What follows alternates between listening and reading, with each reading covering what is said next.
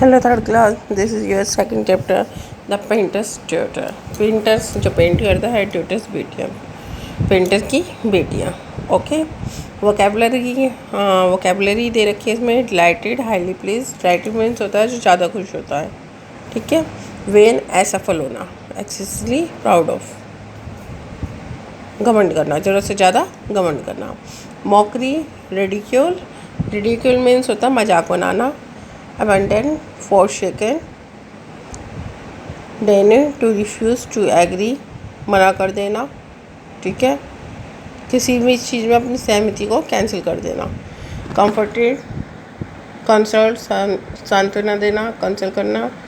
Chris, to care for tenderly, किसी भी चीज़ की केयर बड़े हिसाब किताब से करना. सॉलिटरी, अलोन, अकेला. जेलसी, जलन. ठीक है. सरपासिंग, आउटस्टैंडिंग, अद्भुत. ओके, अब मैं आपको स्टोरी इन शॉर्ट बताती हूँ कि इसमें एक पेंटर है, उसकी दो बेटियाँ हैं. एक ब्यूटीफुल है, एक अगली है. एक सुंदर है और एक बदसूरत है. तो पेंटर सबसे ज़्यादा अपनी सुंदर बेटी को प्यार करता है और मोस्टली जो भी अपनी आर्ट करता है, पेंटिंग बनाता है तो उसमें अपनी ब्यूटीफुल बेटी की ही बनाता है और अगली बेटी को नेगलेक्ट करता है. अगली बेटी है जो देखने में अगली है, लेकिन जो उसके अंदर जो उसका हार्ट है वो बहुत अच्छा है. ठीक है. तो इसी के ऊपर ये कहानी है, तो मैं आपको रीड करके सुनाती हूँ. There was once a painter who had two daughters. एक बार एक पेंटर था जिसकी दो बेटियाँ थी. One was beautiful and the other was ugly. एक सुंदर और दूसरी बदसूरत. Ugly means बदसूरत. The painter was always gratefully delighted to see his beautiful daughter and made her the subject of all his painting. The painter was always greatly delighted. मतलब कि बहुत खुश होता था पेंटर अपनी सुंदर बेटी को देखते हुए और उसकी जो मोस्टली पेंटिंग्स रहती थी सीखी रहती थी. The ugly daughter, however, received no attention and wept alone, hidden in her room. और जो उसकी अगली बिट डॉटर थी उसकी तरफ उसका कोई अटेंशन नहीं था, कोई ध्यान नहीं था. वो अकेले बैठ के कमरे में चुपचाप छुपकर रोती रहती थी. When the daughter mother came to see the father's painting, she left great sorrow for her ugly daughter. और जब वो जो बेटियों की मम्मी थी वो देखती थी अपने उनके पिता की पेंटिंग्स को तो उसको बड़ा ही दुख होता था अपनी अगली बेटी के लिए. शी एंटर हर रूम, वह अपने रूम में एंटर करती comforted the child and took a single tear from her cheek. और रूम में आके उसके जो चीक्स पे आंसू होते हैं, एक सिंगल टीयर होता है, उसको लेकर and place in the garden outside. उस टीयर को, उस आंसू को गार्डन में बाहर रख देती है. In due course of time, the beautiful daughter grew vain and could only see beauty in her own face. और जैसे जैसे टाइम बीतता गया तो जो ब्यूटीफुल डॉटर है उसके अंदर घमंड आ जाता है. ठीक है. और वो अपने सिवाय किसी को सुंदर नहीं मानती.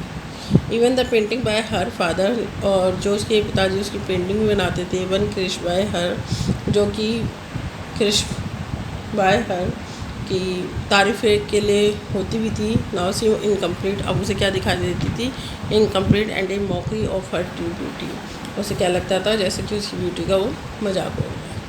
Mean while it's so happen that the solitary tear which mother had place in to the garden. और जो उसकी मम्मी थी उन्होंने वो जो टीयर लेके गार्डन में रख दिया था, मिट्टी में कर दिया था.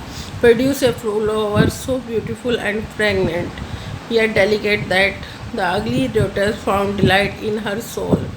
तो उस गार्डन में क्या होता है, एक सुंदर सा फ्लावर प्रोड्यूस होता है. ठीक है. उसमें सुंदर सी अच्छी महक. ठीक है. और क्या डेलिकेट करता था वो कि जो उसकी अगली बेटी है उसको, उसकी आत्मा को वो खुशी देता था. The colors of his treasure were so complex and vibrant that the painter broke from his habit of painting only the beautiful daughter and tried hard to capture the flower's beauty in his paintings. और जो उस colour था ना उसका flower का, वो इतना मतलब कि सो कॉम्प्लेक्स, इतना कॉम्प्लेक्स और वाइब्रेंट था कि उसने पेंटर का भी ध्यान ना उसकी बेटी की बजाय अपनी तरफ खींच लिया. और वो क्या कोशिश करने लगा, अब उस पे फ्लावर की पेंटिंग बनाने की कोशिश करने लगा. When the beautiful daughter saw that the painter had abandoned her, जब उस लड़की ने ये देखा कि उसका जो पिता है कि अब वो उसे क्या कर रहा है, भूल रहा है, अवॉइड कर रहा है.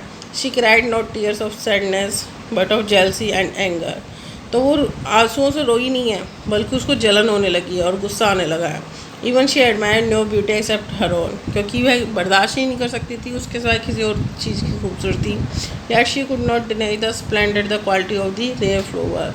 और यहाँ तक कि यार शी कुड नॉट डिनाई, और मतलब कि सहमति नहीं थी कि जो वो फ्लावर की क्वालिटी थी, उसके अंदर जो आकर्षण था, उस चीज़ सब के लिए उसने डिने कर दिया, मतलब मना कर दिया.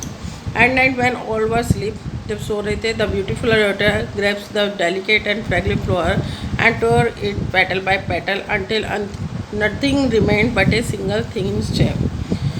तो जब रात में सब सो रहे थे तो उसकी जो ब्यूटीफुल डॉटर थी, उसने क्या करा कि जो सुंदर सा फ्लावर था, डेलिकेट फ्लावर था, फ्रैगल फ्लावर था, उसको तोड़ा और टोर इट पेटल, और उसकी सारी पंखड़ियाँ हैं वो क्या कर दिया, उसने अलग अलग कर दिया. कब तक? जब तक कि वो एक सिंगल स्टेम नहीं रह गया. She gathered the petals and burn them in the fireplace careful to destroy even last meat. और उसने क्या करा, उन सारे पेटल्स को इकट्ठा किया और जला दिया. कहाँ? Fire place. पहले जो फायर प्लेस रहता था जैसे अंगीठी टाइप में, जहाँ आग लगी हुई है, बड़ी सावधानी से to destroy every last bit, उसका एक एक टुकड़ा. It happen that at morning's light, सुबह होती है, the ugly daughter went out to tend to her flower and found it missing. तो जो अगली डॉटर होती है उसे ढूंढने के लिए जाती है, लेकिन उसे कुछ नहीं मिलता. Overcome with grief she ran into her room, अपने रूम में आती है ग्लानी से भरी हुई, बिगेन टू वीप अगेन, और रोने लग जाती है. This was a different sort of crying, it was deeper and sadder than before. अब वो जब रो रही थी तो जो उसका रोना था ना, वो और उदासीनता से और बहुत गहरा था, कि जैसे वो पहले रोई थी उससे भी बुरा था. The beautiful daughter enter the room, जो सुंदर लड़की होती है वो एंटर करती है रूम के अंदर, and side beside her sister, उसके पीछे बैठ जाती है. व्हाई डू यू क्राई, तुम क्यों चिल्ला रही हो? द फ्लावर में बी गॉन, जो फ्लावर है वो चला गया, but its beauty was never yours, और उसकी ब्यूटी कभी तुम्हारी नहीं हो सकती. The ugly daughter only continue to cry. तो अगली जो डॉटर है वो क्या कर रही है, कंटिन्यू कर रही है, अपना रोना उसका चालू है. Did you think that one day you might wear the flower and be found beautiful like me.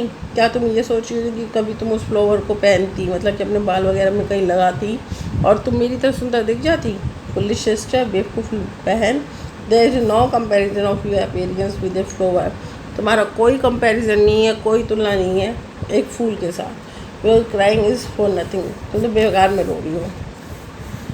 Eight last the ugly daughter का फ्रॉम हर क्राइंग, अब वो रोती रोती चुप हो गई ugly daughter, and responded to her sister saying, और अपनी बहन को रेस्पॉन्ड करते कह रही है, शेयर करते कह रही है, dear sister it is not for myself, ये मेरे लिए नहीं था डैट आई क्राइंग, जो मैं रो रही हूँ, बट फॉर यू, तुम्हारे लिए. I have always admire your beauty, मैंने हमेशा तुम्हारी जो ब्यूटी है उसकी प्रशंसा की है. Perhaps even as much as father, and when I saw the flower that grew from my tear, शायद जैसे पापा ने करी है, लेकिन व्हेन आई सॉ, जब मैंने देखा था फ्लावर जो मेरे आंसुओं से उगा है, I knew at once that this gift rare and gorgeous would have won surpassing use. तो मतलब I knew at once that this gift, मैं जानती थी इस गिफ्ट के बारे में, रेयर है, गॉर्जियस है, would have one but one surpassing use, और जो उसका सरपासिंग यूज़ था वो करना चाहती थी. क्या था वो? I daily tended to cultivate the fragile flower until the day of my sister wedding. मैं उसको डेली कल्टिवेट करना चाहती थी, फ्रेगल फ्लावर को, सुंदर से फ्लावर को, कि जब तक मेरी बहन की शादी नहीं हो जाती. When at long last you could wear it is as a brooch of exciting beauty, और तुम मतलब कि मैं तुम्हें तुम्हारी शादी में उसे गिफ्ट करती और उसे तुम वियर करती एज ए ब्राउज, ठीक है, और वो तुम्हारी सुंदरता को और बढ़ा देता. But now a jealous thief was stolen my one perfect gift for my one sister. लेकिन अब एक जलने वाले चोर ने मेरे बहन का गिफ्ट है, जो परफेक्ट गिफ्ट है, वो चुरा लिया. Now you can see why am crying, अब तुम्हें पता लगी मैं क्यों रो रही हूँ. The beautiful sister was so astonished by her sister's love that she swore an oath that she would wear a veil over her face until she learned the same inward beauty shown by her sister. अब ये beautiful sister है, वो मतलब कि इतनी ग्लानी से भर गई अपनी बहन के प्यार को देखते हुए, और उसने कसम खाई she would wear A well, कि वह एक बदसूरती को अपनाए हुए थी, ठीक है। और she would wear A well over her face until she learn, और कब तक मतलब कि जब तक वह अपनी बहन की तरह अंदर की जो उसकी ब्यूटी है उसको धारण नहीं कर लेती। Should wear A well over her face, वह अपने फेस को वेल रखेगी, ठीक है ना। मतलब कि उसने ये कसम खा ली थी। ओके, ये चैप्टर पढ़ के देखना। लास्ट में उसकी बहन को ये समझ में आ गया था कि जो हमारी अंदर की खूबसूरती होती है वो मेन होती है। कि मेरी बहन बदसूरत थी, फिर भी वो फ्लावर भी था, वो चाहे तो अपने लिए भी यूज़ कर सकती थी, फिर भी वो उसको अपनी बहन को ही देना चाहती है। वो सोचे मेरी बहन और सुंदर लगेगी। तो ये सब चीज़ें ना उसकी जो ब्यूटीफुल बहन सिस्टर थी ना, उसको ग्लानि से भर देती हैं, ठीक है ना। तो इसका लास्ट कंक्लूजन यही है कि हमारी जो अंदर की खूबसूरती होती है, हमारे मन की, वो मेन होती है, ना कि हमारी बाहरी। ओके, रीड करना बेटा इस चैप्टर को।